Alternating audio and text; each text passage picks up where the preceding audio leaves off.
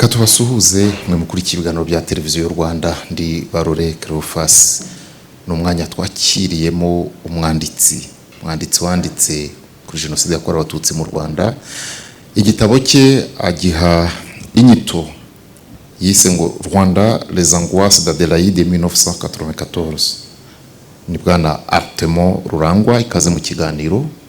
Murakoze cyane kwitabira iki kiganiro. Muri iki kiganiro kandi turifuza kubahuza n'urubyiruko. Turi kumwe n'urubyiruko rwiga muri University of Kigali, barifuza kumva kuganira namwe kubijyanye n'iki gitabo cyanyu. Ariko mbere yuko tuza kubaha umwanya, ndagira ngo nabo tubaha ikaze. Mwakoze kwitabira iki kiganiro. Umwanditsi turi kumwe rero Artemon Rurangwa, nawe ubwe aravuga ati ubwanjye CV yanjye, reka mbisome uko byanditse mu gitabo ku rupapuro rwa nyuma. Urupapuro rwa nyuma uravuga ngo j'ai grandi au centre de saut des ordres politiques et sociaux. Cette douloureuse expérience est mon seul CV. Dès l'acquisition de leur force indépendance, théoriquement l'envahisseur devait partir, mais il était actif à l'ombre, préparant la fin tragique de ceux qui devaient en payer les frais. Les colons nous avaient donné deux outils comme héritage: une machette, umupanga, une Bible, na Bibiliya. Artemon, uravuga ubuhamya, uravuga ibyabaye muri jenoside yakorewe abatutsi mu Rwanda, ariko ku musozo w'igitabo ukavuga ngo nanjye ubwanjye nubwo nanditse iby'abandi, nanjye ubwanjye umwirondoro wanjye ntutandukanye n'ayo mateka wise akajagari ka politike. Dusobanurire gato mbere yuko tunavuga ku nsanganyamatsiko nyirizina ukuntu CV yawe ari iyo ngiyo. Murakoze cyane, ndabashuhuje. Bambwiye ko ngo mutazi igifaransa, ariko igitabo nacyanditse mu gifaransa ntabwo muzagisoma. Kereka ni mukusanya amafaranga tukagishyira mu cyongereza nibwo muzagisoma. Ikibazo cya Pastor Barore ni cyiza, ntabwo kandi ari ubwa mbere bakimbaza basomye iki gitabo. Igituma mvuga ngo umwirondoro ari byo twita CV wanjye ni amateka nabayemo muri iki gihugu, kuko mwe mu rubyiruko, ariko ngiye nk'uko mumbona ndi mukuru ku buryo mutewenda mutanabikeka, kuko ingoma zose zabaye muri iki gihugu ndazizi, y'ubwami, Repubulika ya mbere, ya kabiri n'iriho ubu zose ndazizi. No kuvuga rero ko ntari mutoya. Niyo mpamvu mvuga ngo CV yanjye hariya nibyo nanditse ko CV ngira ariyo nta yindi, kubera ko ariyo nzi. Niyo nzi kuko aho ibintu bihindukiye kandi bigahinduka neza, igihe nari mu mahanga, amaze imyaka 28 muri Canada, nahagarutse bwa mbere umwaka ushize. Kubera iki namaze iyo myaka yose ntagaruka? Ni ukubera ayo mateka justement yambayeho, nkaba byari byananiye kugaruka, kuko muri 1994 imiryango yanjye yose yarashize, yose. Nkaba rero narakuze mu bintu bigoye kuva muri 1961 ibyahabaye mwarabyumvise, 1963 na 7 73 kugeza kuri 1994. Ibyo byose nabibayemo. Nkamwe muko muri urubyiruko mufite ibyinshi byiza mwabonye, ariko hari bibi mwikinze. Wenda muri mwe hari abari impinja bakiri bato muri genocide, ariko ibyabaye mbere byose ntabwo mubizi. Nabaha urugero rungana urwara rutuma mvuga ko CV yanjye ngira ari imwe yonyine y'amateka nabayemo. Nuko nk'ubu mutagira umwaka wa mbere primaire, mukayiga mukayirangiza, mukajya muri secondaire, mukajya muri university nk'uko muhari ubu. Kera siko byari bimeze rero. Nkanjye sinabwira abantu ngo nihandagaze vuge ngo nari umuhanga cyane mu ishuri, ariko nta nubwo nari umuswa. Nk'ubwo rero igituma mvuga ibyo nuko nagiye mu wa mbere nk'abandi, ngera mu wa gatandatu. Kera rero ngera mu wa gatandatu uri umututsi niho ushobora gukomeza, kereka habaye miracle cyangwa se hari umuntu wagufashe mu kwaha. ariko kuko nashakaga kwiga narakomeje ndahanyanyaza ngasibira, kandi ngasibira ntari umuswa mbu wa mbere cyangwa wa kabiri, nsibira 1 2 3 4 5 niga mu mwaka umwe, kubera ko nta watsindaga ngo yimuke, ahubwo yaremereraga, yabaramwemereraga, babyitaga kwemerera. Njye rero sinari mfite abanyemerera, none ugakomeza ngasibira kuko nashaka kwiga, ngahindura komine, nkajya ku wundi musozi, ngahindura ishuri. N'iryo jambo ryatumye mvuga ko amateka yanjye arayo, ko ariko CV yanjye ari iyo nzi, ariyo nibuka. Nakomeje kubikora ntyo, nzatse kugira amahirwe amaherezo yose ndimuka, ariko naho nimukiye 73 yahise igera, nabwo turahunga. Ibindi wende turabivugaho nyuma. Ni icyo kibazo nasubizaga cy'impamvu iyo CV yanjye ari iyo ngiyo. Igitabo cyanyu rero mwagihariye ku kuvuga ku bafashwe ku ngufu muri jenoside yakorewe abatutsi mu Rwanda. Mu ntangiriro zacyo ugira uti baracyafite icyarimwe kuba victime des faits et du silence. Victime des faits et du silence. Dusobanurire mu buryo bwimbitse. Victime des faits et du silence, wenda ubwo abana batumva, mumbabarire kubita abana, I'm sorry. Ubwo tumva igifaransa, victime des faits et du silence, mu Kinyarwanda navuga ko kuba hajya victime buri muntu yavuga ko ari kimwe ijambo ryiza Kinyarwanda cy'ubu nacyo cyarahindutse. Ni victime no kuvuga ko hari ujya avuga ngo ni nyiramukubitwa, n'uwagowe nyine wagorewe muri ayo mateka, uwagize ibyago agahohoterwa. Mbese uwagoweho n'ishyano niko nabyita. Niwe victime. Yeba hari umuntu bagiye kugira naba akarube bigwaho, niwe no mu Cyongereza ni same word, ni victim. Noneho igituma rero mvuga ko victime y'abantu batavuga kandi bafite ibyo bavuga, les faits, facts, ndicyo niyo mpamvu nita victime des faits du silence. Kubera iki rero icyo kibazo ni ikibazo cyiza Cleophas ambajije, kuko kijyanye n'icyo gitabo nyine. Nanditse ku mateka nk'uko yabibabwiye cyitwa Les Angoisses d'Adelaide. Ni ukuvuga intimba y'uwo mukobwa witwa Adelaide. Nanditse ku umukobwa muto witwaga Adelaide. Namwise Adelaide kuko ni fiction, ntabwo ari testimony, ni fiction. Wenda umuraza kumbaza muti impamvu wabyanditse nka fiction ni ukubera iyihe, nabyo ndabibasobanurira. Ariko victime des faits du silence, igituma mubwiye ko nanditse kuri Adelaide nuko mu Rwanda aha tuba kuva kera rwose, u Rwanda kugeza wenda uyu munsi bitangiye kugabanuka. Nta munyarwanda, cyane umunyarwandakazi, uvuga ku bintu byerekeranye na sex. Ni tabu murumva icyo bivuga ndakeka. Nta muntu uvuga tabu ya sex. Sexual tabu ni ikintu bibaceceka cyane abanyarwanda, cyane abanyarwandakazi. Nibyo rero nanditseho kubera impamvu zihe. Kubera ko hari abanyarwandakazi benshi baguye muri genocide, ariko bagapfa bakicwa bamaze no kuba sexually abused. Hanyuma ariko muri bo hari n'abarokotse, bakarokoka ibyo byose byarababayeho. Ariko kubera ya tabu nababwiraga, akabigumana mu mutima we. Imyaka 3, 5, 20 gashira, ubu tumaze hafi imyaka 28. Hari abantu babaye sexual abused kugeza kuri itariki batarabivuga. Muri abo rero harimo umuryango wanjye munini cyane wishwe kandi ukicwa warabaye abused, sexually abused, kuko genocide ni imwe muri za tool yakoresheje sexual. Noneho nkavuga ko se nk'aba bantu, umuntu barahana hoze numva avuga ati iyo ugabanyije baca umugani mu Kinyarwanda ngo buryo ucira abagabanya, ukorora acira abagabanya. Abantu rero babaho bakabana n'ibyo bintu mu mutima wabo, akabana nabyo kubera ko ari tabu atabivuga.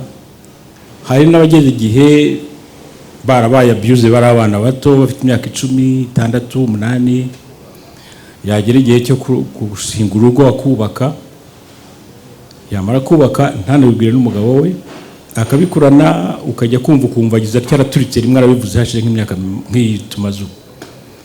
Aho mba muri Canada tujya tugira ibintu byitwa vigile, noneho tukicara tukazimya amatara muri sale nini, noneho umuntu wese wumva hari ikintu ashaka kubwira agahaguruka akavuga. Hari abo twagiye tugira rero, ukumva nk'umudamu musanganywe mu maranye imyaka 20 muri Canada, utaruzi ibyo ko abana nabyo, afite abana yarubatse, ariko ukumva araturitse arahagurutse ararize, amarira akamushyira mu mutwe, noneho akavuga ibyo byamubayeho. Niho rero nahereye mvuga nti nubwo ntari umugore cyangwa umukobwa ngo warabaye abused, ngiye kwigira umuntu waha uruvugiro, waha space abo bantu, ngafata urugero rw'uwo mukobwa kuko ntabwo ari testimony nayo babwiye, ariko ni real case byarabaye. Ariko uwo muntu ntabwo yitwa Adelaide, ni izina, ni fiction name nafashe gusa, kugira ngo uwo muntu uzagisoma wese iki gitabo akaba azi ko ibyo bintu byamubayeho, cyangwa se azi uwo byabayeho, bimutere nk'inkunga, bimutere kuba yakwibohora mu mutima, hanyuma yagerageje kugabanya ibimurimo kugira ngo nawe yongere abeho bushyashya. Niyo mpamvu nanditse ibyo. Urakoze cyane Artemo. Uti igihe kirageze ngo basohoke muri iyo ceceka yica urubozi ikanica, so silence qui torture et tue, babikurwamo nande atabamenye? Exactly. Iyo ni nka sweet logic y'ibyo navugaga, kuko haraho nanditse handi muri icyo gitabo ko abantu babaye sexual abused babifata nk'akarima kabo kababamo. Haraho simbyibuka mu mutwe, ariko ndavuga ngo c'est un petit jardin bahingamo des fleurs, ariko izo fleurs ntabwo zera indabyo, zera amahwa. Donc ukuvuga ngo iyo umuntu ahinze indabo, amarose, des fleurs roses, abategereje ko zizana indabo nziza, ariko abantu bahinga ubwo bwoko bw'indabo mu mutima wabo kuko bafite ikintu cyabahezemo cyabaye nk'ikimungu, aho kugira ngo izo rose zera indabo dukunda z'amarose, zera amahwa akomeza abahanda kugeza igihe abicira ahubwo neza. Ariko iyo babivuze bakavugamo bike nibura buhoro buhoro, ayo mahwa agenda agabanuka, ndetse hakatangira kuza udufleur dutoya tukatangira kuza. Muri ibyo ntashaka kuvuga. Urakoze cyane. Ngira ngo icyerekezo n'ibiri mu gitabo mu buryo bw'incamake barabyumvise. Reka tubaho umwanya kuko nabo si bato. Iyo umuntu ari muri kaminuza bari umushakashatsi, ibyo muvuze babyumviseho, twabaho umwanya rero mukagira ibyo mubaza mushinge no kuri iyo uko twinjije mu kiganiro. Murakoze. Amazina yanjye nitwa Kwizera Clement, niga amategeko muri University of Kigali. Nayo mfite ibibazo bigera kuri 3. Watubwiye yuko nyuma ya jenoside wagiye kuba hanze, wagarutse vuba. Ngira ngo hariho abantu bagifite iyo myumvire yo kumva ko badakwiye kugaruka mu Rwanda kubw'amateka, kubw'ibyo babonye, nabyo tubifata mu rwego rw'ihungabana. Nubuye butumwa wowe wabagenera nk'umwanditsi kugira ngo bumve ko ibyo bafite iyo nimba bagifite ku mutima wo kumva ko badashobora gusubira aho babonye amateka mabi, ahubwo ko igomba gushira bakaza bagafatanya natwe abanyarwanda tuba mu Rwanda kubaka igihugu cyacu no gusigasira amateka nyarwanda yo muri 1994. Ikindi reka asubize, ajya asubiza kimwe urongera ukurikireho. Urakoze cyane. Ni ikibazo kiri very deep. Abantu baguma hanze kubera impamvu zitandukanye. Iya mbere ngenda vuga izindeba izatumaga numva ntagishaka kugaruka hano. Si kubera ko nari nyobewe ko igihugu kitakimeze uko nagisize, nari mbizi kuko byo nabikurikiranaga hafi kandi mbikunda kandi mbyubaha. ariko nkumva jewe mfite ikintu kindemereye ku mutima, mvuga nti ariko nk'ubu ninza nkagera iwacu ku musozi, noneho nkahura n'abantu, hari abantu barokotse twari tuziranye mu muryango, bo barabamaze, ariko hari abo nzi barokotse kandi banzi nabo tuziranye kuva turi abana. Nkavuga nti ariko se ubu nimpagera bakajya banyereka ngo dore wishe mama wawe, dore wishe papa, dore wishe barumuna wawe, ibyo bintu nzabihindura gute? Nkumva ntazi how I gonna make it. Uti kubera izihe mpamvu? Ntabwo ari uko nari nyibeye ko leta ibyo bintu yabihagaritse nta wagira icyantwara, nari mbizi ko ntacyo bantwara, ariko umutima wanjye ubwanjye wumvaga uncira urubanza, numva ntari able yo kubihenderenga. Ngahora mvuga nti ejo nzagenda. Nabaho urugero no muri icyo gitabo mbivugamo, hari igihe cyageraga nkagura tike y'indege, nkavuga nti ubu ngiye kujya i Kigali, hagira hasigaye nk'icyumweru ngo mfate indege, ngahamagara aho naguze itike muri agency nkayikanselinga, nkabwira ndarwaye ntabwo nkigiye. Ibyo byabaye gatatu. Hanyuma nza kwibaza ntariko uba amaherezo azaba yahe, nzaguma muri ibi kuzageza ryari? Ikibazo nari mfite nicyo cyonyine, numvaga kuko nari nabajije abantu nti hari umuntu ushobora kumbwira urupfu mama yapfuye, umwe aza kumbwira uko byagenze, ambwira ko n'uwamwishe bamufunze imyaka 15 akaba yaragarutse aho ngaho kandi hafi y'iwacu. Uwo rero wenyine nkurikije conditions yapfuyemo, yishe mama, numvaga byonyine ntashobora kumubona, numvaga ibindi byose nabyemera, ariko wowe ntashobora kumwemera ko kongera kumubona n'amaso. Uti rero byaje kugenda bite kugira ngo noneho mfate decision yo kuza? N'uwo Adelaide Cleophas we yaragisomye igitabo cyose yarabizi. Uwo mfite iyo mvuga uwo mwana nsa naho ari giye bivugaga muri iyo paragraph, waguraga tike y'indege, nawe yaguraga tike y'indege, yagambiriye kuza ariko ntazi, nawe ntazi. Wamfite aho navugaga giye kuko byo ni concrete byarabaye kuri giye ubwanjye. Nashatse rero kuvuga yuko ikintu cyaje kuntera ubugabo kugira ngo niyemeze kuza nuko nashoboye kubyandika ibyo bintu byose. Maze kubyandika, ahubwo umunsi iki gitabo cyasohotse umunsi wa mbere mfite ticket mu ntoki, kandi ntabwo nigeze kongera gutekereza no kuba nayikanselinga. N'umuntu rero wese arivugira ku giti cye, ariko kuvuga wenda agenda bivuze mu mpapuro byandika, ariko no kubivugisha amagambo. Niyo mpamvu natangiye mbabwira nti intimba umuntu aba afite iyo utayivuze ikomeza ikuraho kugira ngo igabanuke. Nicyo no kumbana nagusubiza. Ariko wenda nivugiye, ariko mvugire n'abandi. Abaguma hanze ntabwo bose bafite impamvu zimwe. Hari abaguma hanze kubera ibibazo bibareba ku giti cyabo, hari abaguma hanze kubera ko bafitanye ibibazo na leta, badashaka kugaruka muri leta, wenda badakunda ku mpamvu zabo, ariko hakaba n'abandi bagiye bafite izindi mpamvu zibajyanye zitari na genocide, bo nabo bakaguma hanze bakajya mu bindi bashatse.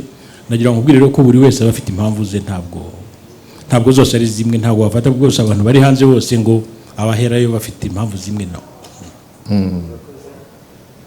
Yego. Murakoze. Nanjye navugaga kuri abo, hariho abantu bafite iyo nimba bagifite mu mitima yabo yo kumva ko babo bazize jenoside hano mu Rwanda bakabamara, bakaba ari wowe wenda ari nk'umuntu umwe usigaye. Niyo mpamvu nakubajije se n'ubuhe butumwa bagenera nk'abo bagifite uwo mutima wo kumva ko nimba ari wowe wasigaye akaba yaragize amahirwe yo guhungira mu mahanga, akaba tumva ko adashaka kugaruka kuri bwa butaka bwabereho ibyo nk'uko wakomeje kubivuga. Ni muri iyo sanse nabivugagamo. Inama nabagira ni very simple, no kugira ubwo butwari bwo gutera iyo ntambwe nta bundi, kuko kuyitera ntibyoroshye. Nta nubwo nabwira ngo umuntu ngo go ahead tomorrow and do it, no, ntabwo ari ibintu byoroshye, ariko iyo ubitekereje neza birashoboka ko hari benshi bakijijwe nuko baje hano gusa, kandi ntugire ngo hari bake, hari benshi cyane bahahamutse burundu, ndetse bagahahamukana n'abana babo. Nkanye mfite abana 3 bakuze, umuto muri bo afite imyaka 27, umukuru afite 37, umuto afite 27. Nawe zimbabwira ko ndi umusaza. Uwo muto igituma babwira ngo hari abana babihahamukamo nabo, uwo muto ubu ni umuririmbyi. Ibintu aririmba kandi ntabwo aragera mu Rwanda kuva yabaho. Yavutse tukigera muri Canada n'ubu aracyahari, ntazi n'ikinyarwanda, aracyumva ariko ntakivuga. Araririmba rero, aririmba indirimbo z'amarapu z'ibindi byose, ariko ibintu aririmba ni ibintu byerekeranye na genocide gusa. Ibyo nibyo navugaga nti bahamuka n'abantu abo bagahamuka. Kubera iki? Kubera ko yahoraga mbona ibintu mbamo, nayo ngeretseho no kuba ndi president wa community aho nabaga imyaka yose, ngahora iteka njya mu makonferense mu makoleje mu university kuvuga ibya genocide yakorewe Abatutsi, akabona ibyo mu PowerPoint mpora mbamo. Nawe rero atangiye kuririmba bari byo aririmba, n'ubu nibyo aririmba. Wenda muba kuri Spotify mwebwe mukiri bato, nzabaha link muzarebe muzumva ibintu aririmba. So ibyo rero ni ikibazo kizubajije kuko kibangamiye benshi. Nko muri Canada hari abanyarwanda bageze, bavuga ko bageze ku bihumbi wenda hagati ya 40 na 50, nka 60% ni abantu babarutaho gato. Urabana bavuye hano nyuma ya genocide gato, urumva ko niba bari bafite imyaka 10 ubu bafite za 38 40. Wenda muracyari bato ariko abenshi bangana nabo ngabo. Niyo pourcentage nini iri muri community y'abanyarwanda, kandi abenshi muri bo nabagiye mu zo ngaruka za genocide yabaye. So nicyo cyo nuko muri iki gitabo cyanyu ku rupapuro rw'191 kuri icyo mwari mukomojeho kibikomere kihahamuka mu nkuru ya Adelaide, uravuga ngo niwe uvuga, wamushyize mu kanwa amagambo avuga ngo j'avais pris la résolution de ne jamais, quelle que soit la raison, m'approcher, parler ni aux hommes de couleur comme on nous appelle là-bas. Je n'avais pas adopté cette attitude pour être méprisant, ni par discrimination contre les miens. Je craignais tout simplement de tomber un jour sur un noir du Rwanda, un Hutu à l'occurrence. Muri make aravuga ngo uyu Adelaide wagiye akajya muri ibyo bihugu byo mu burengerazuba bw'isi kubera ibikomere, ngo yageze naho afata icyemezo cy'uko nta mwirabura n'umwe azavugisha, ngo hato atazibeshya akavugisha umuhutu. Iryo ni hahamuka nkuko yabivugaga. Wabaza ikibazo cya gatatu washakaga. Murakoze. Nari nsigaje ibindi bibazo nka bibiri. Hari abandi ariko kandi okay, ikindi nabazaga ni kimwe gusa. Mu gitabo cyanyu mwebwe ubwanyu biragaragara ko byaraboroheye kubona kuvuga ngo n'urugero nko kuvuga ihungabana uko mwaribonye abakorewe ibyo byose. Ese ugereranyije n'andi mahungabana abaho bihurira hehe hagati aho? Genocide zose sinzi ko ntabwo zisa. Genocide zose ni genocide ariko ntabwo zisa, n'impamvu zizitera ntabwo ari zimwe. Genocide yabaye ku Batutsi muri iki gihugu ifite umwihariko wayo unyuranye n'izindi zabaye zizwi mu mateka y'isi. Iya mbere muri izo mpamvu ikomeye nuko nk'abayahudi ntabwo bisha abandi bayahudi. Nk'abo muri Armenia, aba-Armenia ntabwo ari bo bisha aba-Armenia, ariko hano abanyarwanda nibo bisha abandi banyarwanda.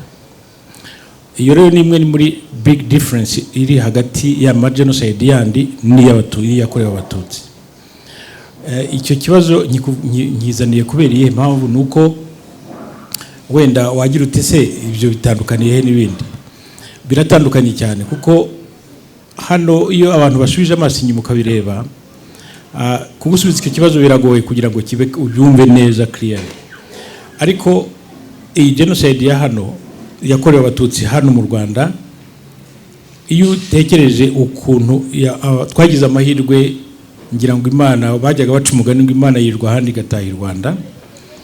Ngira ngo koko yarahatashye muri July muri 1994, kuko iyi inkotanyi zitaza ngo zihagarike, muzi hari ibintu byari gukurikiraho bibiri kandi bikomeye cyane. Ubu u Rwanda rwakiri mu ntambara na n'ubu, cyo ni cyambere. Icya kabiri, ntabwo genocide yari kuzapfa yemewe n'umunsi wa rimwe iyo abayikoresheje n'abayiteguye baza gutsinda noneho bagasubira mu buyobozi cyangwa bikagenda ukundi, ntabwo byari gukunda.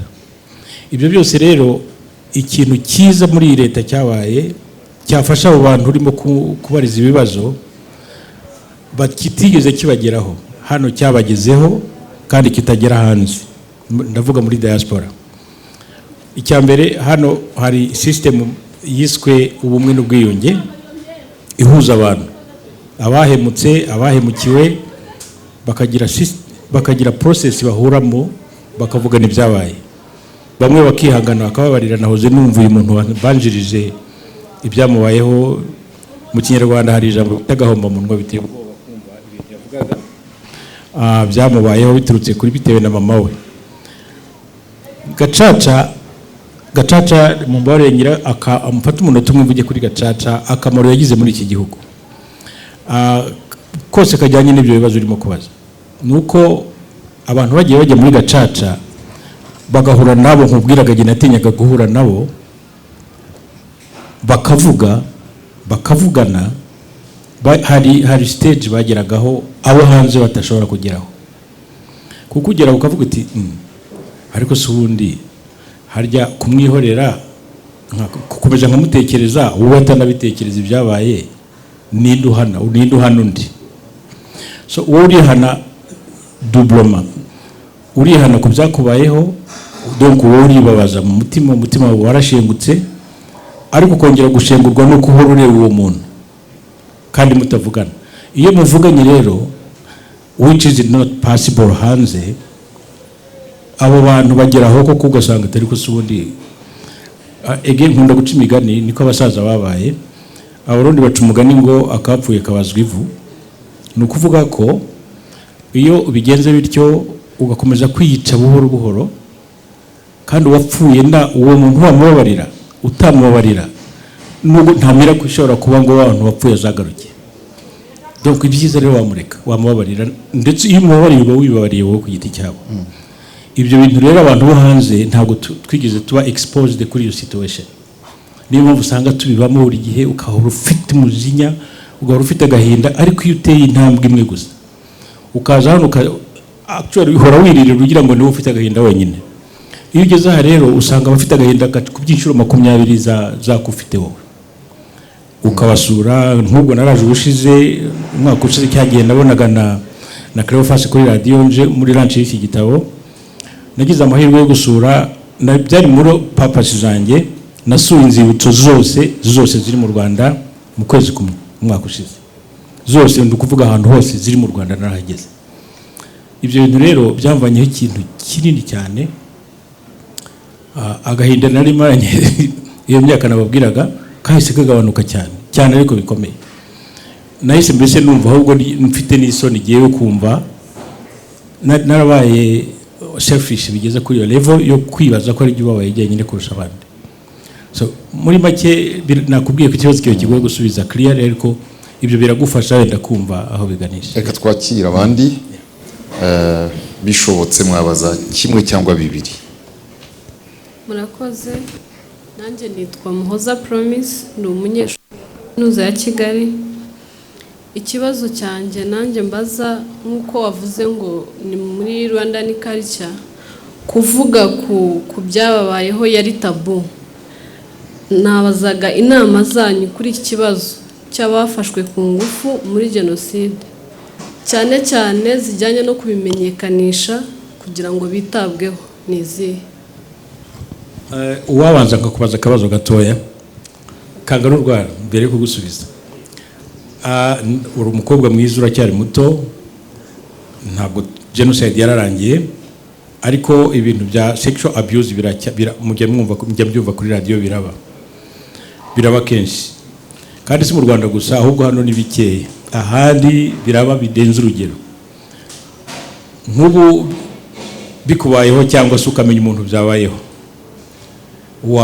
wahamagara abapolisi ukabivuga cyangwa wabiceceka? Kandi ntabwo tukiri mu gihe cya kera, turi muri uyu mwaka. Nabivuga. Urakoze cyane, ariko urabizi ko hari abanyarwanda benshi batabivuga. Nama nabagira rero ni ukubivuga, nta yindi baho, nta yindi ishoboka. Hari uburyo butatu bwo kubivuga.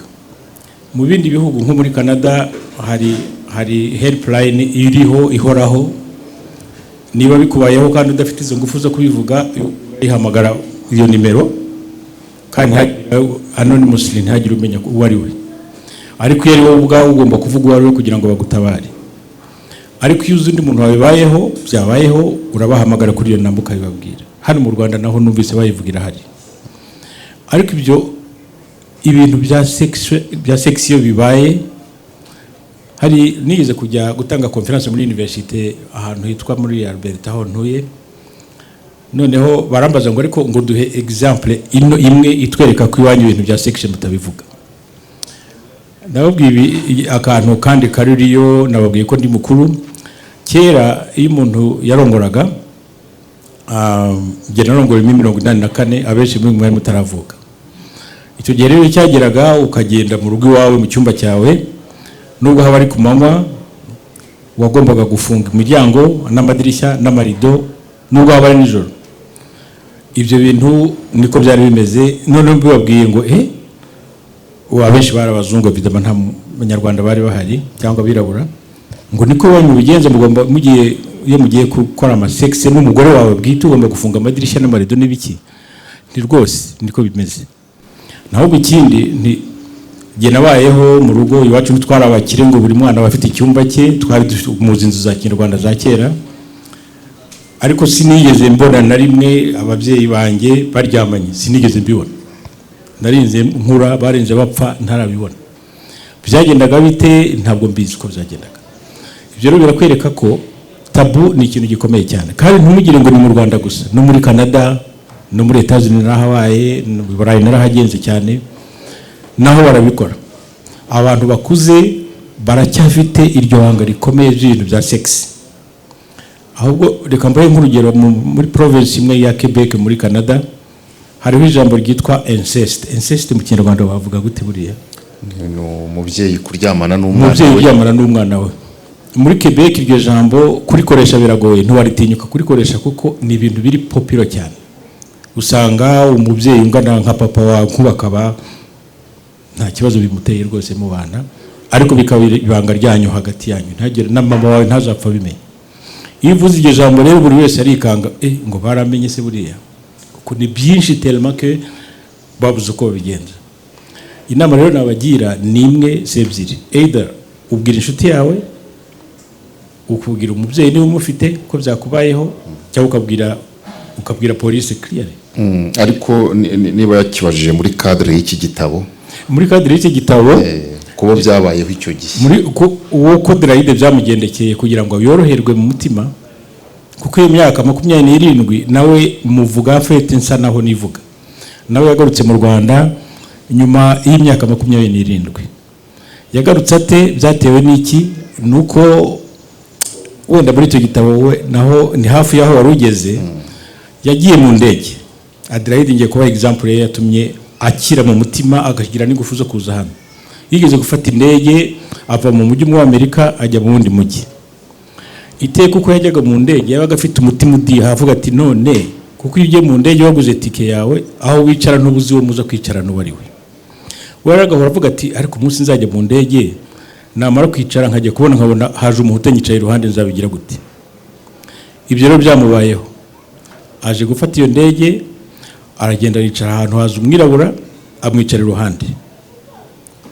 Mu ndege ahenshi uzi ko hari imyanya 3, noneho we yakundaga kwicara kuri kote y'idirishya, undi uje wa kabiri wicara muri espace yicara ku ntebe ibanza, ariko umuntu wari kwicara hagati aza yakererewe. Agahora rero umutima udiha ati none uyu muntu yaza nkabona niba abantu ntinya nabigira gute? Juste indege igiye guhaguruka abona umuntu aje yiruka yakererewe, bibaho nabwo hari uva mu ndege imwe yaje kujya mu yindi ugasanga indi igiye kubucika, araza mwicara uruhande aza ari umwirabura. Iyo description ngira ngo urayizi. Pendant qu'il luttait pour serrer son bagage et boucler sa ceinture de sécurité, mon cœur battait la chamade et je me demandais ce que je devais faire. J'étais carrément hors de moi et mon cerveau était figé. Il fallait faire quelque chose et refaire vite car on allait décoller. Moi, Adélaïde, j'allais voyager assise à côté de cet individu, un noir qui me foutait la trouille. Nibyo nasobanuraga, yagiye kubona abantu haje umwirabura, aravuga ati noneho ibyanjye birarangiye. Akabona n'umwirabura dukurikije iby'abazungu batwigishije by'amafuti bitari byo na gatoya. Batubwiraga ngo abatutsi n'abantu bafite amazuru maremare, ngo bafite uruhanga rurerure, ngo bafite urwasaya ruto, ibintu nk'ibyo. Agiye kubona abona iyo description abazungu badushyizemo, uwo muntu uje ni kwasa. Araza we aza yishimiye ko agiye kwicarana n'umwirabura ngo bagende baganira, kuko ni urugendo rw'amasaha 6 mu ndege. Uwo mwirabura yaje amashyiramo ivarizi ye hejuru n'ibyo Cleophas yasomaga. Uwo igihe arimo kubishyiramo, uwo mukobwa yashakaga gusohoka mu ndege ngo yiruke, ababwiye ngo sinkigiye ndarwaye, je ne sais pas. Ariko muri icyo gihe abura umwanya babafunza indege. Umugabo araza aramwinginga ngo amuramutse amusuhuze, kuko bari bagiye kwicarana amasaha 6 anyways. Aramwangira kumuvugisha. Byaje kurangira bite? Uwo mugabo yabonye atamwitayeho, adashaka no kumuvugisha, no baramwihorera, ariyo Rosari sinzira aramwihorera. Amasaha 6 ashize bari muri iyo ndege. Indege iragera aho igomba kujya, barimo kurandinga. Muziko indege irandinga, amapine aravuga cyane, abantu bose n'abasinzire bagakanguka. Uwo mugabo nawe arakanguka. Noneho akangutse, Adelaide bari bicaranye, umutima ujya hamwe noneho, kuko we iyo ndege yari igeze mu mujyi agiyemo we. Aramwitegereza ati ariko uyu mugabo noneho ko ngeze mu mujyi ngiyemo wamuvugisha nkamenya ni wari we. Noneho aremera aramusuhuza. Atese amakuru. Undi ati ni meza. Ati se rero wemeye kumvugisha? Undi ati cyane. Ati ariko se wambwira igihugu uturukamo? Undi aramubwira ati nturuka muri harya ni muri Burkina Faso. Yaramubwiye ngo where you coming from, dear sir? D'où venez-vous, messieurs? Vous l'aurez deviné. Je voulais m'assurer s'il n'était pas rwandais, donc un Hutu. Voilà, exactement. Noneho amubajije ati se uwambwira igihugu uturukamo? Umugabo aramubwira ati I'm from Burkina Faso. Aho mvuga ukuntu yabivugaga mu cyongereza cye kibi nyine. Noneho umukobwa yumvise ko yamaze we amasaha 6 azi ko yicaranye n'umuhutu, akorwa n'isoni cyane. Aravuga ati atuzi ko bwa wundi ndi umukriminera, ahubwo nanjye ubwanjye uyu muntu namurenganyije, none nta nubwo ari uwo nakekaga ko ari we.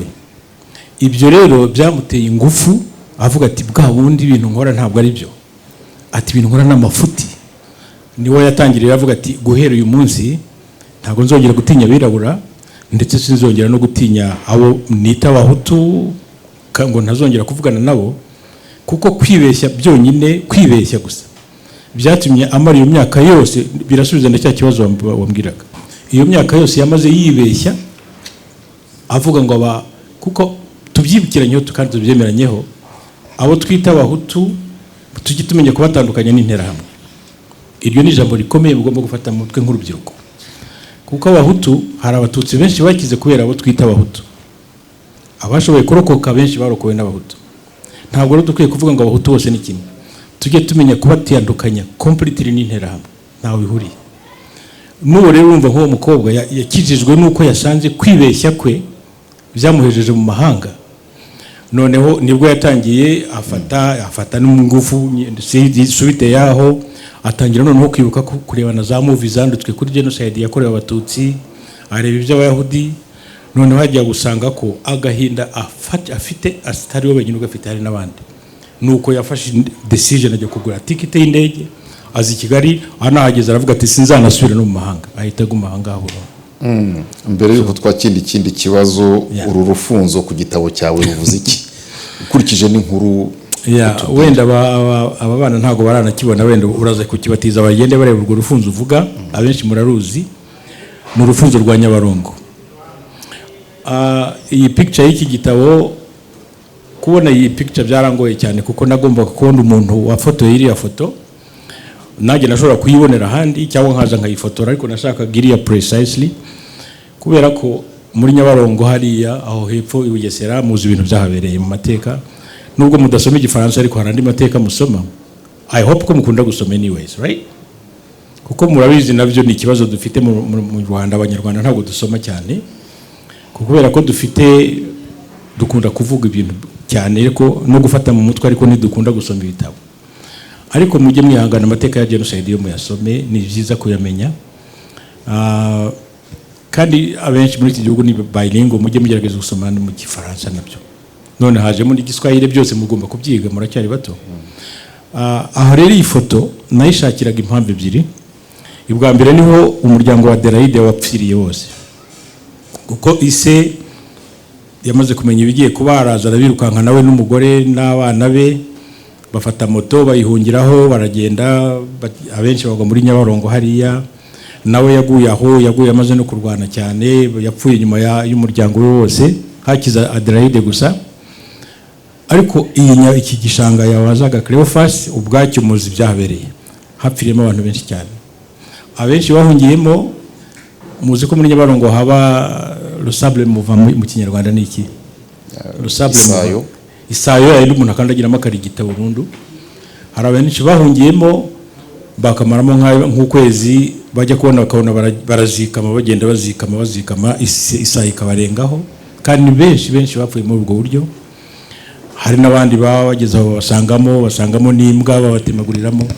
Numvaga rero nshaka cyane ni naho umukobwa yaciye nzira acaho, aragenda nagera za Kirundo zahe, niko byagenze. C'est dommage ko mutazagisoma bwo musoma icyongereza cyonyine, ariko hariho gahunda yo kugitraduiza mu Gifaransa nako mu Cyongereza, nitugira amahirwe muzakibona.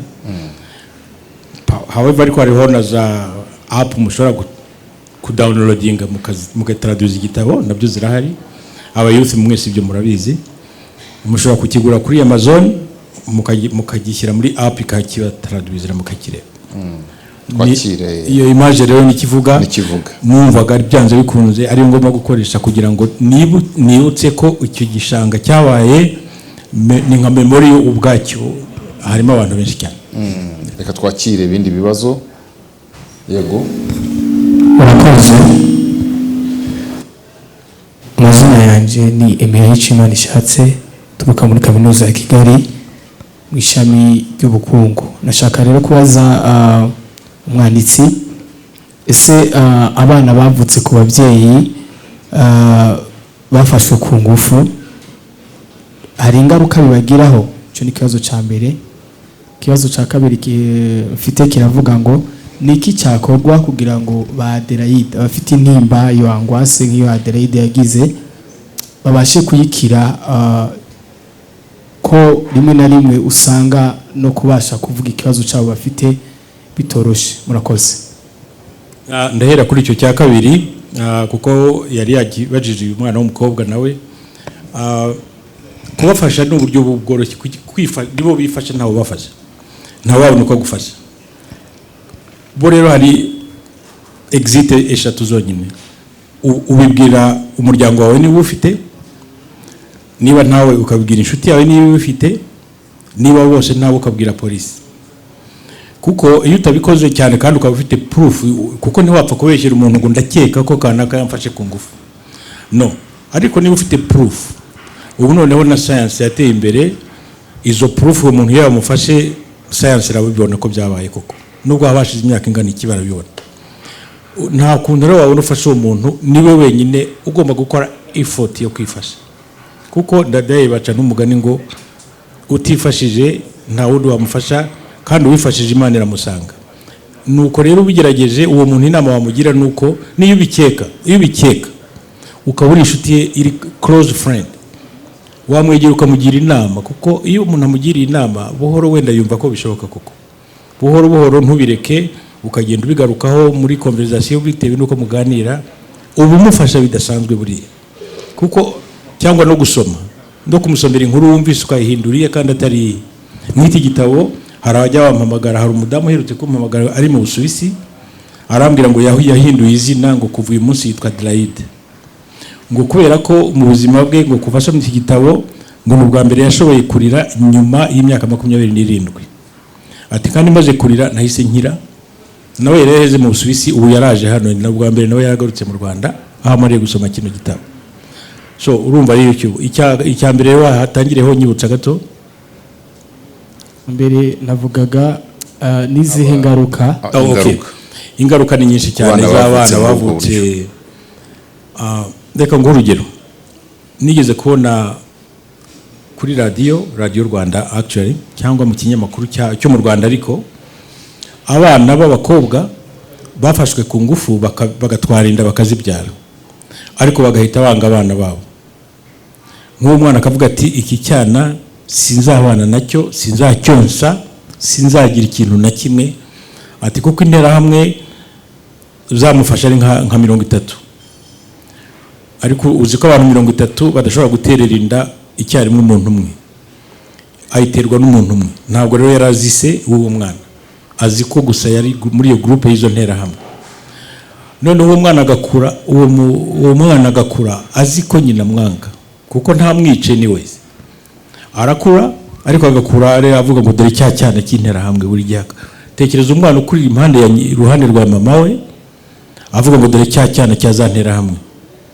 N'umusozi wose urabizi ko hano dutuye kuri village, twese turaziranye mu Rwanda hose, kandi uzi ko baca umugani ngo village ni irera umwana, ntabwo arerwa n'umuryango we wenyine.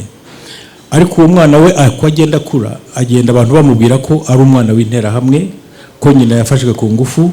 Nawe wibaze uwo mwana ukuntu akura muri mindset y'ukuntu aba ameze.